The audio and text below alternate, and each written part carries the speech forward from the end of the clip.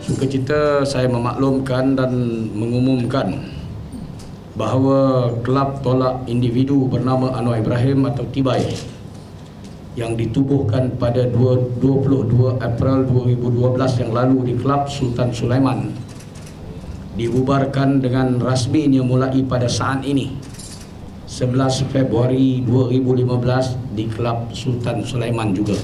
Pembubaran ini berikutan keputusan Mahkamah Persekutuan semalam yang mengekalkan hukuman penjara, sabitan hukuman penjara 5 tahun ke atas Anwar Ibrahim atas kesalahan meliwat pembantu peribadinya Muhammad Saiful Buhari Azlan.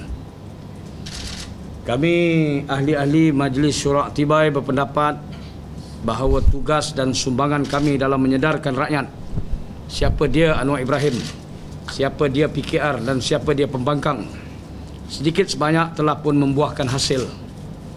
Walaupun tidak sebesar mana pengorbanan dan sumbangan kami, namun jauh di sudut hati kami semua merasa berpuas hati dengan apa yang telah kami perjuangkan selama ini.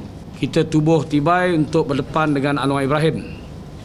Makna Tibai sendiri tolak individu bernama Anwar Ibrahim. Hari ini manusia yang namanya Anwar Ibrahim telah pun berada selamat berhijrah di satu sel di penjara di Sungai Buloh.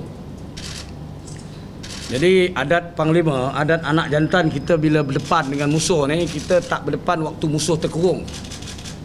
Waktu dia di luar, kita berdepan dengan dia. Now sekarang dia berada di dalam. Jadi kita berpendapat bahawa peranan Tibai sudah sampai ke penghujung jalan. Jadi sudah tidak relevan lagi kerana orang yang nak kita Tibai ni dah berada di Sungai Buloh.